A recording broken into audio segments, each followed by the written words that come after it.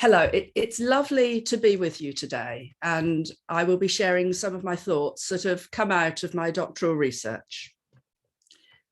There were two parts to my research, some numerical work and some interviews, some stories. Although my research needed to have clear boundaries around working with clergy in that Church of England Diocese, I hope that there is stimulus here for thinking that crosses denominations and encompasses the whole people of God. I will focus on the outcomes of this research, but if you're interested in the detail, my thesis is acceptable online, and there will be a link from the ABEL website that holds this conference's proceedings. Now, inspired by a colleague, Susie Brouard, and also the found poetry of David Gorman, I've created some prose poems from the interviews to share the insight of words of the participants in my study. I'd like to begin with the poem Uncertainty. It could be bullying, but bullying is a word that has many meanings. It depends on how you define it. The picture, when we talk about bullying, is the school playground.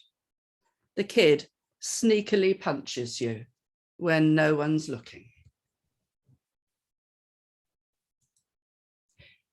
No, no, no, no, no, I'm fine. No, I don't get any of that. And then when you think about it a bit more, you realize that you do.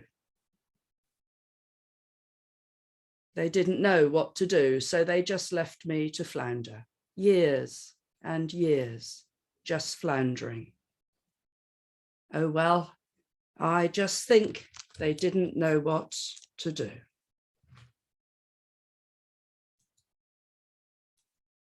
The person picked up the paper about bullying, screwed it up and said, "We don't have bullying in this place." I'm sure I know there's a grievance procedure somewhere. I'm sure. But I've never read the document. I understand that it can be accessed on the website, you know, probably, if I can find the right password and speak 3 languages.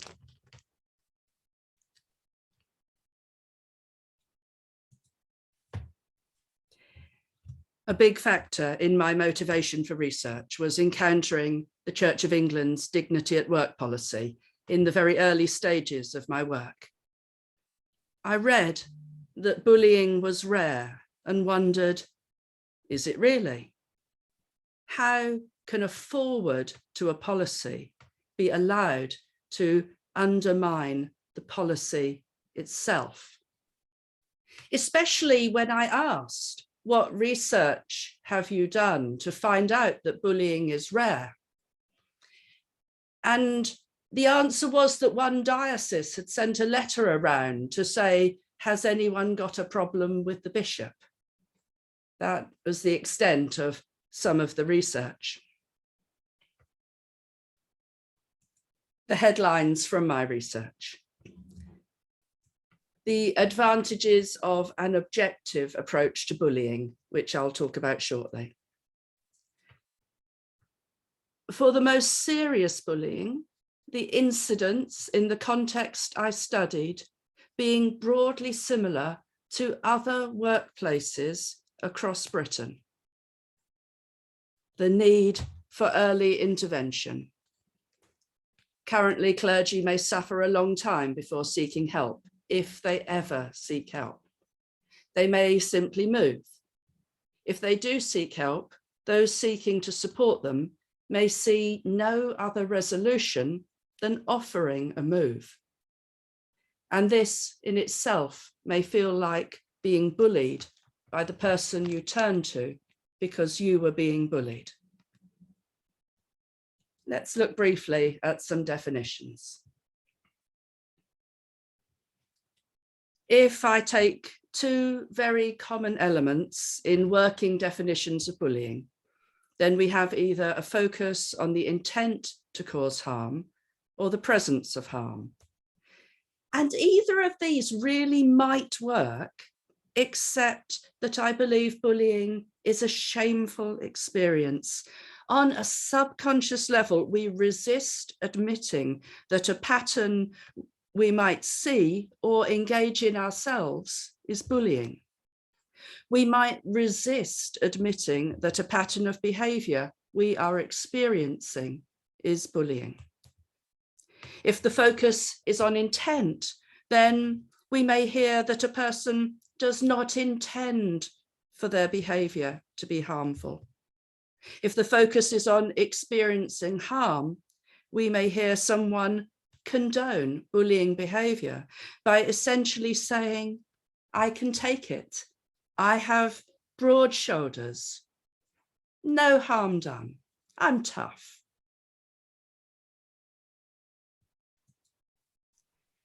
So how does a more objective definition work? I use the Negative Acts questionnaire, and it asks how often people are experiencing each of 24 behaviors.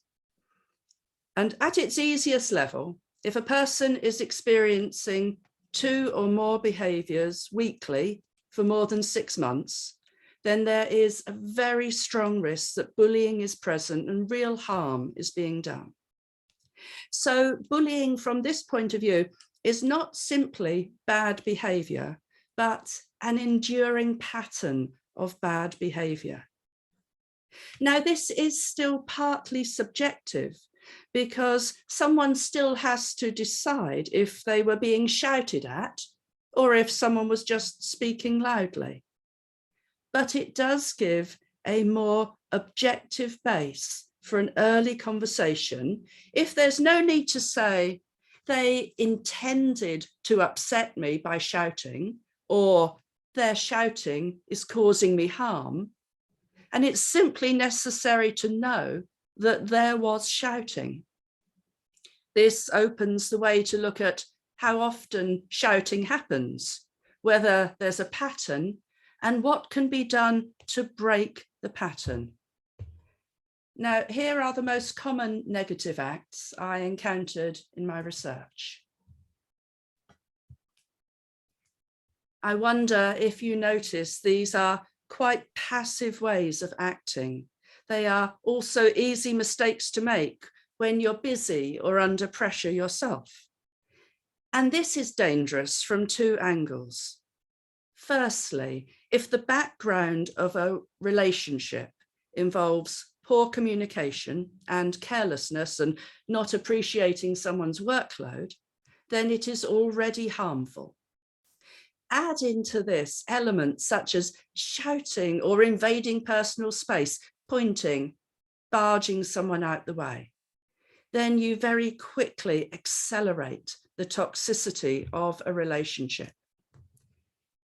If we develop a culture in which everyone knows what the negative acts are, then there is a greater chance of them being spotted early and having time to deal with them through communication interventions or conflict management skills without ever needing to accuse someone of being a bully.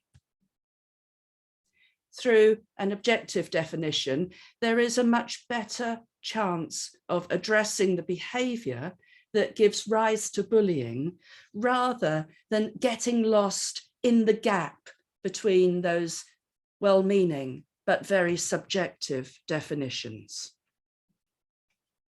Now, I wonder how you felt when I introduced the passive nature of the common negative acts. There can be an instinctive reaction that, by that measure, everyone is being bullied. But that is not what my numerical work found.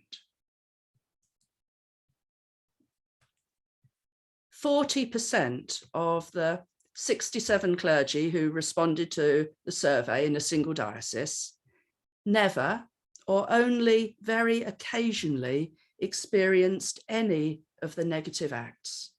they were nowhere near the threshold of bullying of 2 acts a week over 6 months. However, 10% of clergy answered in a way that is classified as indicative of the most serious bullying, and a further 10% were quite close to that boundary. There is a very serious problem here, and this is not because the church is worse than any other environment, it's because this is happening everywhere. The church has advantages and disadvantages with respect to bullying. I have a feeling these cancel each other out. It is my sense that there is a commitment to grow as a loving community of faithful people, but religious activity loves patterns and places great weight on being right and wrong, safely holding precious traditions. In the Church of England context, a curate and a training incumbent, or a team rector and team vicar might meet for morning prayer every day at a time when neither of them is at their best. This gives the opportunity of a greatly increased risk of bullying. To give an example of some practical advice, let meeting for prayer only be positive and affirming. And of course, there may be hard conversations to have in a curacy or a team ministry, but let these not be too often, not weekly, and not connected to daily patterns of prayer. To briefly mention one of the theoretical elements of my work, I believe that bullying has a sacrificial element, either in the individual who sacrifices the health and well-being of another to attempt to relieve their own pain, or in a group of people who are willing to sacrifice an individual in an attempt to relieve organizational pain. And this is based on the scapegoating theory of René Girard. Neither provides more than a moment of catharsis for those who make the sacrifice. And again, I see the church has both an advantage and a greater problem. The advantage is the theology of Jesus' sacrifice, once and for all. The greater problem is that the pattern of scapegoating has a religious quality. Perhaps it can slip in without being noticed in a corruption of our theology.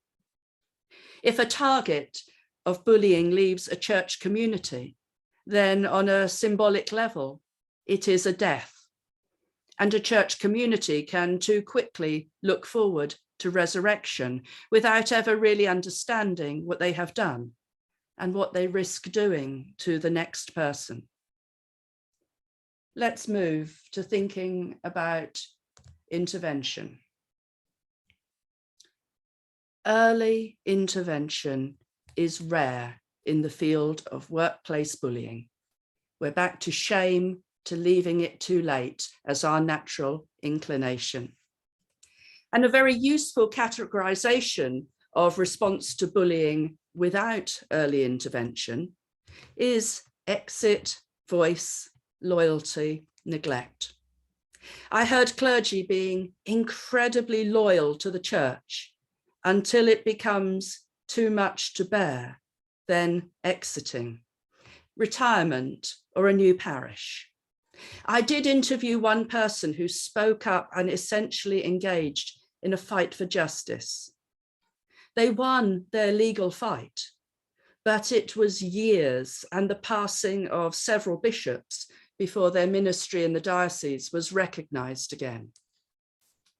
There is an optimistic attitude to bullying I sometimes encounter when speaking with Christian people. A target of bullying may hope that if they speak up, then it will set going a process in which the bully realizes the error of their ways and amends their behavior.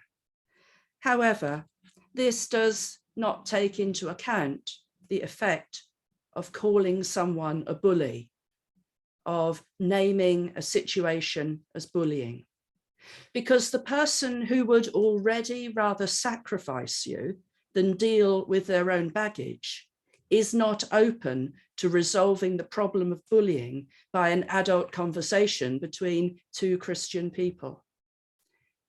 I cannot tell any individual where the line rests between taking positive culture or conflict management approaches compared to a formal grievance procedure.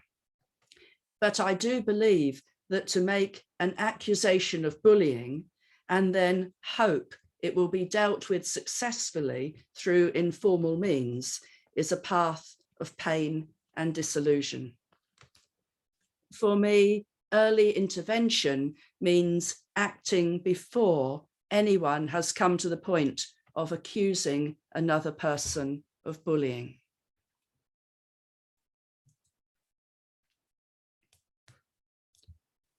Bringing together the levels of negative behaviour, the need for early intervention, the tendency to avoid knowing something is bullying. I encourage offering the opportunity to complete the Negative Acts questionnaire at least annually as a starting point for a conversation.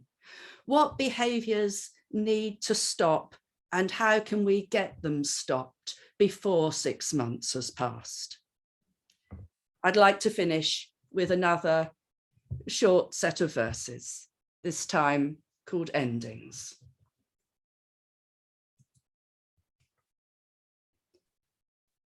It was the Lord, you know. I kept appealing to him, you know, and he kept strengthening me. And it's only in the last couple years I've said to him, Lord, I can't do it anymore.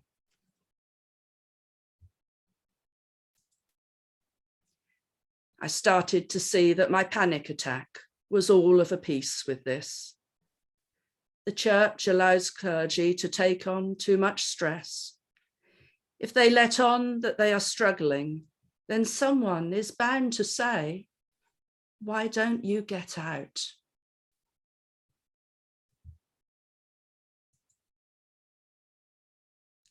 I think you know quite often I've come across people who blanked me out. For self-preservation, you rather learn to walk away from it. I think I'm getting out just in time. I think I would have had a full-scale breakdown if he hadn't heard what I'm saying. 1 minute, Lorraine. I loved the parishes, and they were genuinely sorry to see me leave. But I moved post and diocese. The memorable phrase was, I can't spare the time to rehabilitate you. So that was it. Thank you very much, everyone.